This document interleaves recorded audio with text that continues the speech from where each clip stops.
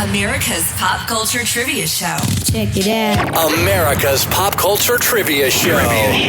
With Joe Parisi.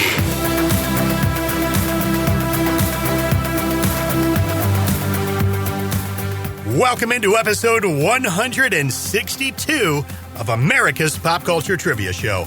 I'm your host, Joe Parisi. So glad to be back with you. I've got 21 fresh pop culture trivia questions all lined up for you. And as always, a major 80s and 90s focus on the questions that I wrote for you. If you are new, welcome to the program. You are the contestant. There's nobody else on the show. It is just you and I. And I'm going to throw 3 rounds at you, 7 questions in every round. And there's just 5 seconds between questions for you to try to think of the answer. So it's quick. Either you kind of know it or you don't. You get reminded of all kinds of cool stuff that you totally forgot about from your past, from your childhood, from your teen years. And then at the end of the round, after the 7th question, we go right back over everything you were just asked and tell you the answers. Simple. Welcome to the show. Round 1 is a mixed round. Round 2 is a music round. And your 3rd round today is a movie round. So good luck. Now let's play. Round 1. Kicking things off today with your mixed round. Question number 1.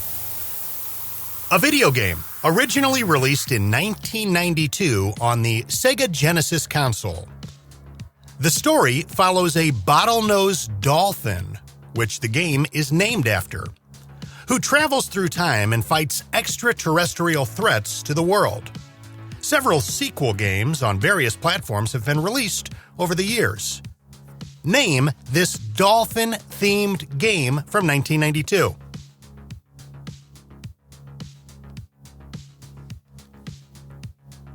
Question 2. From September 1988 to March 1989, a Canadian-produced sitcom aired in syndication that starred Lyle Alzado as Robert Randall, a teacher who works as a professional wrestler in the evenings. His family knows his secret nighttime job, but he keeps it a secret from the students at the school. The series features many guest appearances by actual pro wrestlers from the NWA. Name this show.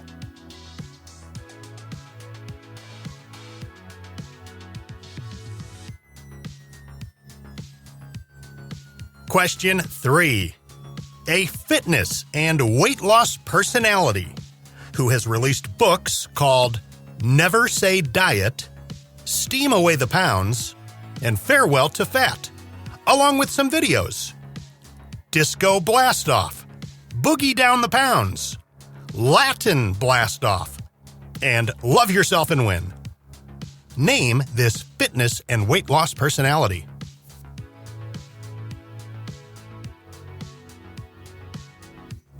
Question 4. This is a tough one. A discontinued soft drink created by the Coca-Cola Company in 1993 that was aimed at the Generation X demographic with unusual advertising tactics, including neo-noir design, chain letters, and deliberately negative publicity. Cans featured drawings, typically in black and gray with the occasional red mixed in. After a few years of slower-than-hoped sales, it was declared out of production in 1995. Name this discontinued soft drink.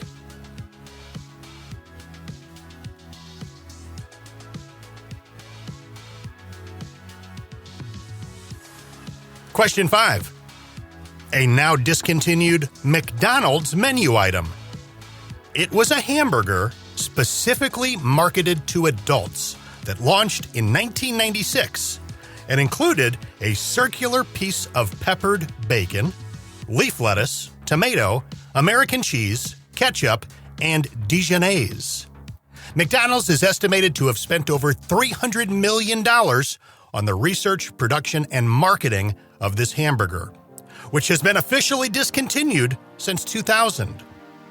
Name this McDonald's hamburger.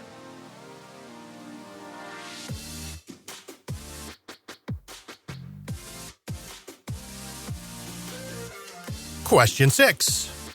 What famous actor is the father of actor Emilio Estevez?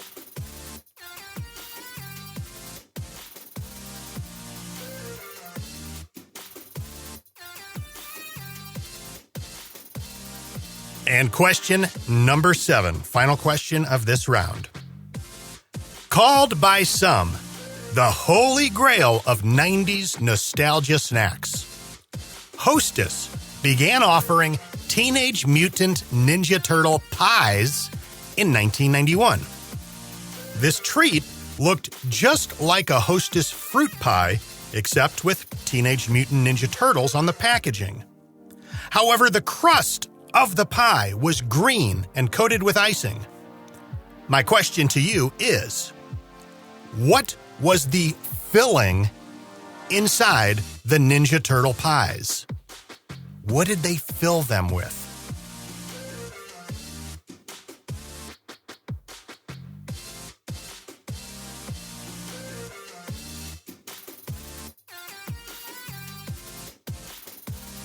And that is going to do it for round number 1. Here come your answers. Question 1. A video game originally released in 1992 on the Sega Genesis console. The story follows a bottlenose dolphin, which the game is named after, who travels through time and fights extraterrestrial threats to the world. Several sequel games on various platforms have been released over the years. Name this dolphin-themed game from 1992. Ecco the Dolphin. Do you remember Ecco the Dolphin? I had forgotten all about it, and suddenly I saw the packaging, and all these memories just came back. Oh my goodness, Ecco the Dolphin was everywhere. Question 2. From September 1988 to March 1989, a Canadian-produced sitcom aired in syndication that starred Lyle Alzado as Robert Randall, a teacher who works as a pro wrestler in the evenings. His family knows his secret nighttime job, but he keeps it a secret from his students at the school. The series features many guest appearances from actual pro wrestlers from the NWA. Name this show. That was called Learning the Ropes. So outside of Canada, there were about 23 television stations in various markets throughout the U.S. that carried this show. It never aired where I live here in Missouri. On the Wikipedia page for this show, it shows you all of the stations that carried it. And I had actually never heard about it until I saw something online, and you can watch some episodes on YouTube, and it's really fantastic. I mean, it looks like any typical late 80s sitcom. It's got the same feel and vibe, but Lyle Alzado, remember he was in Ernest Goes to Camp. He was, the NFL player. And then, all these legendary pro wrestlers are in it. It's just a very cool show. If I'd have known about it back then, I would have been obsessed with it. Question 3. A fitness and weight loss personality who has released books called Never Say Diet, Steam Away the Pounds, and Farewell to Fat, along with videos called Disco Blast Off, Boogie Down the Pounds, Latin Blast Off, and Love Yourself and Win.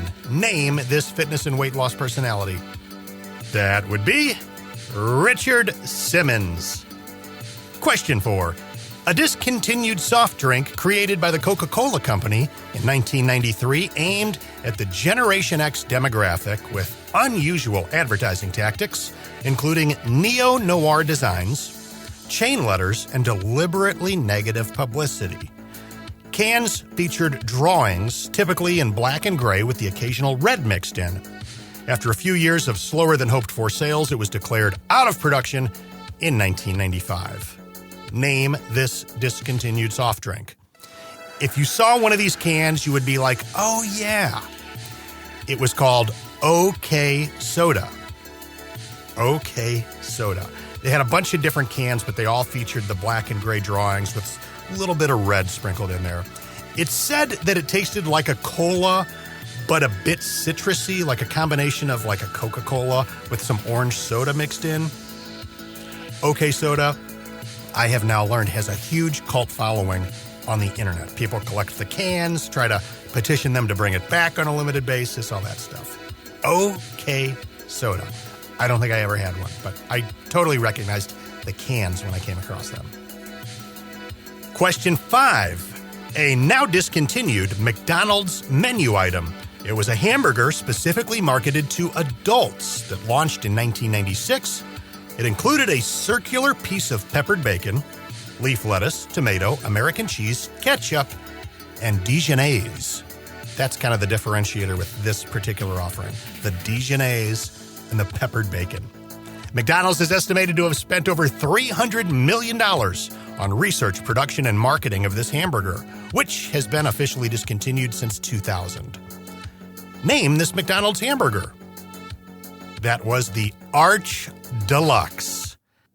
At that time, that sandwich had the largest advertising and promotional budget in fast food history. And it didn't work out, the Arch Deluxe. Question 6. What famous actor is the father of actor Emilio Estevez? Martin Sheen. And question 7, what I wouldn't do right now for one of these. Called by some the holy grail of 90s nostalgia snacks, Hostess began offering Teenage Mutant Ninja Turtle pies in 1991. This treat looked just like a Hostess fruit pie. You know, you see them at the gas station and near the counter, usually in the grocery store.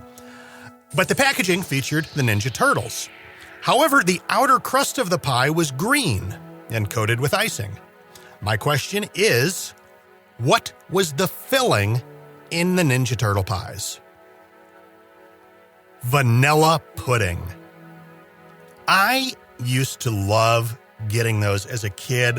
Everything about them. I'm talking about the fruit pies, not the Ninja Turtle ones. The Ninja Turtle ones were amazing, but well before that, if I was at the grocery store or the gas station or 7-Eleven, I always wanted to grab one of those, especially if it was like early in the morning and you hadn't had breakfast yet. It was the perfect little thing.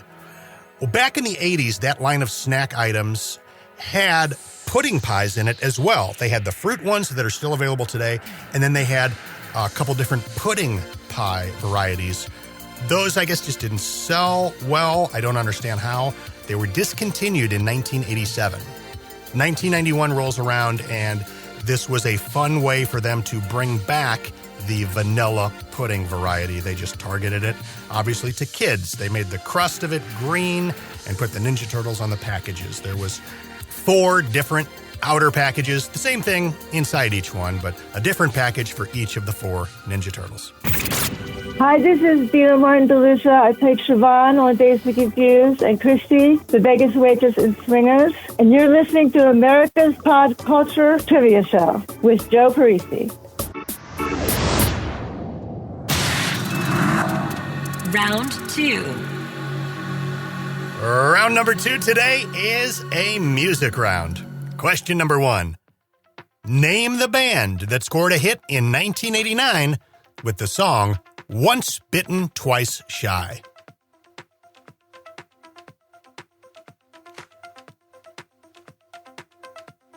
Question 2. Name the rock band that gave us a song in 2005 called Beverly Hills. It came from their album Make Believe. The music video for the song was filmed at the Playboy Mansion. Name that band.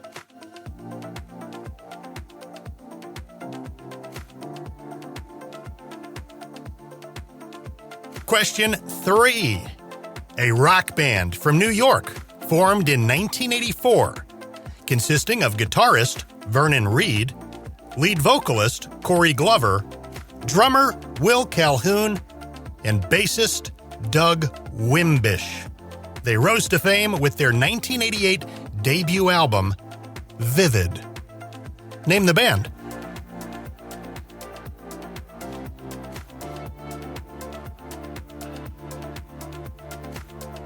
Question 4. I may run and hide when you're screaming my name. All right? But let me tell you now, there are prices to fame. All right? What group gave us the 1999 song that begins with those lyrics?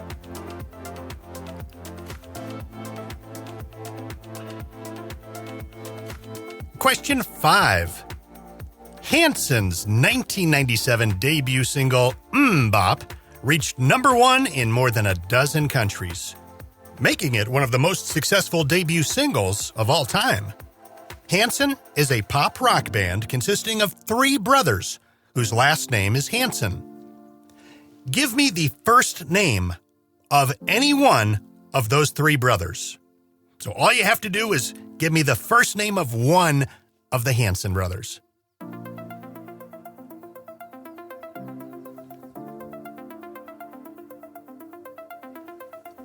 Question 6.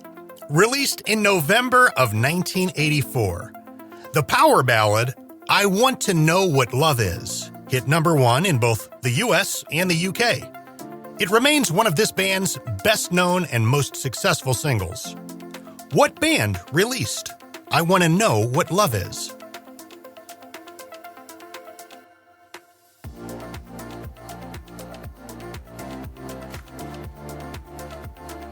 And question number 7. The 1993 comedy album called They're All Gonna Laugh at You was released in 1993. It included a mix of comedy skits and songs, with tracks titled The Buffoon and the Dean of Admissions, I'm So Wasted, Toll Booth Willie, and At a Medium Pace, among others. The album has since sold over 2 million copies. Name the artist who gave us that album.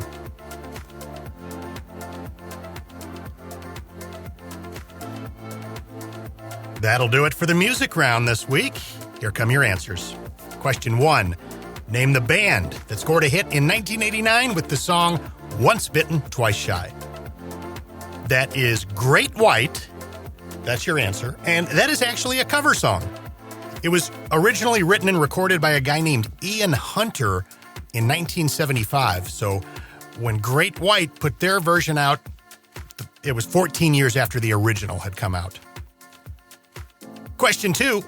Name the rock band that gave us the 2005 song called Beverly Hills, which came from their album Make Believe. The music video for the song was filmed at the Playboy Mansion. Name that band. And that's Weezer. Beverly Hills is actually their most commercially successful single. I was very surprised to read that, and I have a hard time believing that, but it was Weezer's first song to land on the Hot 100 since Undone, the Sweater Song, did back in 1994. I like Weezer. I love the Blue Album. I think it's a perfect album. And then I like some, I'm fine with most of their hit singles that came after that. I would have for sure thought Island in the Sun, Say It Ain't So, Hash Pipe would have made it onto the Hot 100. No, none of them did. Alt-rock airplay charts, mainstream rock charts, yes, but not the Hot 100. Question 3. A rock band from New York formed in 1984 consisting of guitarist Vernon Reid, lead vocalist Corey Glover, drummer Will Calhoun, and bassist Doug Wimbish. They rose to fame with their 1988 debut album called Vivid. Name the band. Living Colour. Of course, they have the hit song Cult of Personality, which wrestler CM Punk uses as his entrance music. Living Colour. Question 4. I may run and hide when you're screaming my name, all right? But let me tell you now, there are prices to fame, all right? What group gave us the 1999 song that begins with those lyrics? That is Backstreet Boys. Those are the lyrics from Larger Than Life, which is the song that the Happy Hands Club did in their routine on stage in front of the host school towards the end of Napoleon Dynamite. It was their routine to that song that Napoleon had to go out there and top, which, of course, he did to the Jamiroquai song. Question 5. Hanson's 1997 debut single, Bop, reached number 1 in more than a dozen countries, making it one of the most successful debut singles of all time. Hanson is a pop rock band consisting of 3 brothers whose last name is Hanson. Give me the first name of any one of those 3 brothers. So 3 possible correct answers to get you a point here. Isaac, Taylor, or Zach. Isaac, Taylor, Zach. If you listed any one of those, you get it. Question 6, released in November 1984. The power ballad, I Want to Know What Love Is, hit number 1 in the US and the UK. It remains one of this band's best known and most successful songs. What band released I Want to Know What Love Is? Foreigner. That song was the lead single from their fifth album, Agent Provocateur. And question 7, there's a 1993 comedy album called They're All Gonna Laugh at You. It included a mix of comedy skits and songs with tracks titled The Buffoon and the Dean of Admissions, I'm So Wasted, Toll Booth Willie, and At a Medium Pace, among others. The album has since sold over 2 million copies. Name the artist who gave us this album. That is Adam Sandler. And I will never forget my 7th grade year. I'm a student in a Catholic elementary school. And for whatever reason that year, this teacher we had that we really liked, she let everybody bring headphones. So during like study hall and when you were kind of like doing independent work, you could put on headphones and listen to the radio or people had Discman CD players or cassette, Walkmans. You could listen to whatever and just kind of like be in your own world. And that Adam Sandler CD or cassette started making the rounds. And we would be sitting there, there's like the big crucifix on the wall, 4 feet away from you, teachers, sitting at her desk grading papers, and you were listening, unbeknownst to them, to the most vile, hilarious, wild skits that Adam Sandler and a bunch of his SNL buddies were putting on that album. I don't know that I would find half of it very funny today, but when I was in 7th grade, They're All Gonna Laugh at You was a hit in my book. Round 3. Today's third and final round is a movie round. Question 1. A 2004 baseball comedy starring Bernie Mac and Angela Bassett. The plot surrounds a retired pro baseball player who makes a comeback at age 47 in order to hopefully reach a hit milestone. Name the film.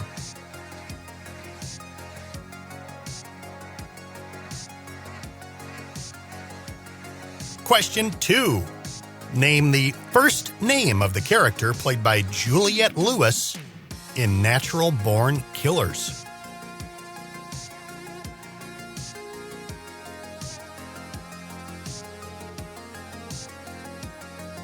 Question 3. A 1994 biographical film about a professional baseball player starring Tommy Lee Jones as the player. In the film, a sports writer is hired in 1960 as ghostwriter of an authorized autobiography of the baseball player, now 74 and in failing health. The last name of the player that we're talking about is the name of the film. What baseball player was Tommy Lee Jones starring as in this film?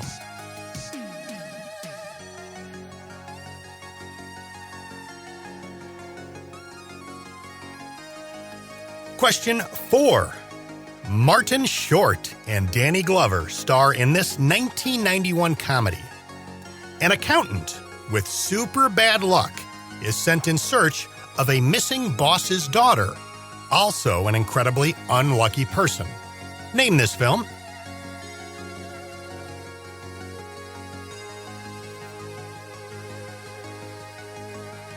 Question 5. The movie Mean Girls turns 20 years old in the year 2024.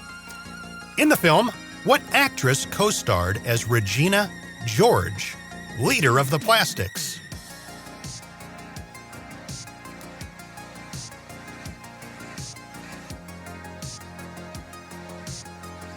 Question 6. From 1994, no parents, no counselors, no rules. A group of junior high kids who don't want to go to summer camps chosen by their parents make their own adult-free camp and hire an ex-drama teacher to help them pull it off. The ex-drama teacher was played by Christopher Lloyd. Name this film.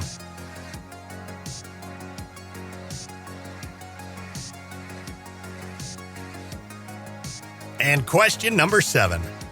Sleep tight, America. These women carry guns. A buddy comedy from 1988 starring Rebecca De Mornay and Mary Gross as opposites who end up making ideal roommates and teammates during a tough 16-week FBI training course. Name this film.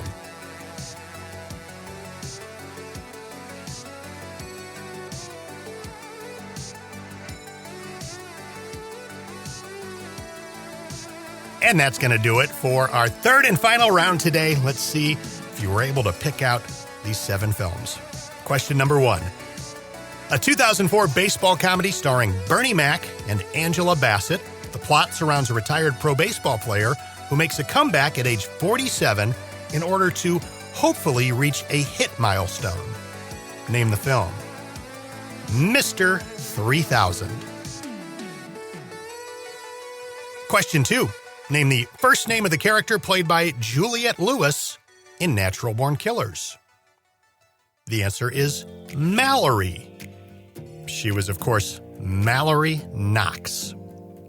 Question 3. A 1994 biographical film about a baseball player starring Tommy Lee Jones. In the film, a sports writer is hired in 1960 as ghostwriter of an authorized autobiography of the baseball player, now 74 and in failing health. The last name of the player in this film is the name of the movie. What baseball player was Tommy Lee Jones starring as in this film? Ty Cobb. Question 4. Martin Short and Danny Glover star in this 1991 comedy where an accountant with super bad luck is sent in search of a missing boss's daughter. Also an incredibly unlucky person. Name the film. Pure Luck. Question 5. The movie Mean Girls turns 20 years old in the year 2024.